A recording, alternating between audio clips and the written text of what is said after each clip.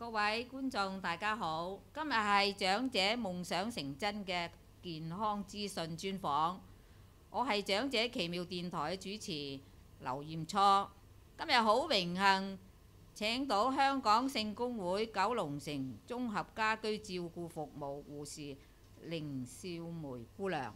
你好啊，初，你好。你好。我想問下，點解你選做護士呢個行業呢？我選擇做護士呢個行業就最主要呢，就我細細個對呢一個護理行業呢好有興趣。咁啊特別呢，就對一啲外科嘅手術啦，有機會俾我入到手術室睇人哋做手術啦，睇下裏邊一啲人體裏邊一啲器官啊，或者係做唔同嘅外科手術啦。咁啊特別亦都對一啲媽媽嗰啲生產嗰個過程、生 BB 個過程呢，我特別感興趣喎。咁啊選擇就即係有機緣巧合之後，就俾我考到護士嘅時候，咁我就做咗呢行啦。咁啊做咗呢行都有成30年啦，係。哦，咁我想問下你有啲咩特別嘅經驗、經歷咁呢？特別嘅經歷呢，就其實都好多嘅。咁啊，最主要就係好深刻，就喺我讀學護嘅期間啦。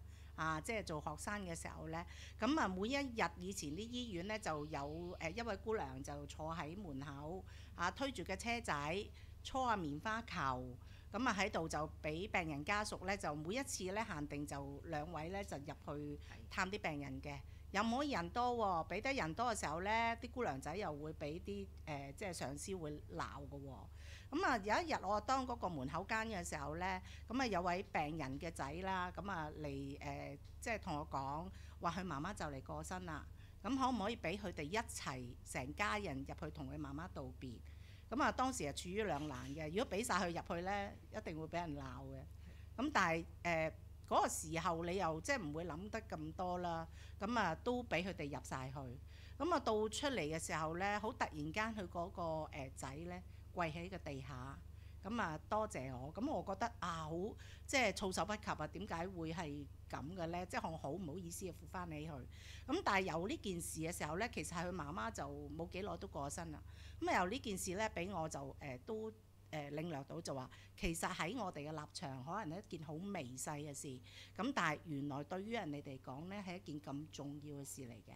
咁所以就話喺我人生經驗裏邊，我就即係都會領略到就話，有陣時唔係話危及病人嘅健康唔係危及病人嘅安全。有陣時一啲墨守成規嘅即係唔需要話一定要跟足晒啲程序去做咯。有即係可能有陣時會有啲走盞啊咁樣，咁希望令到佢哋呢，即係啲家人啊或者咧病人啊就比較舒適一啲啦咁樣咯。多謝。我第二條問題，我想問長者有咩方法防止佢跌倒呢？老人家跌倒呢，其實就好多原因可能會引起嘅。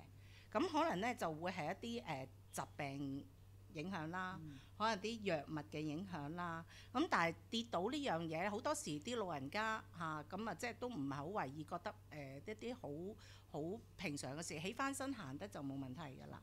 咁但係有陣時跌倒可能係好嚴重嘅。初初可能就有少少痛啦。咁原來有陣時嚴重到會有骨折啊，或者頭部受傷嘅時候呢，就唔多為意嘅時候呢，咁個後果可能好嚴重嘅。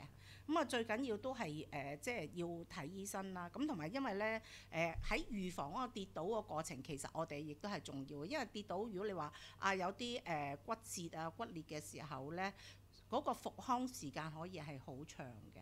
咁你有咩方法可以呢？咁啲老人家有陣時都會覺得揸住一啲士的助行架嘅時候呢，覺得唔係咁好睇呢，就拒絕去用嘅。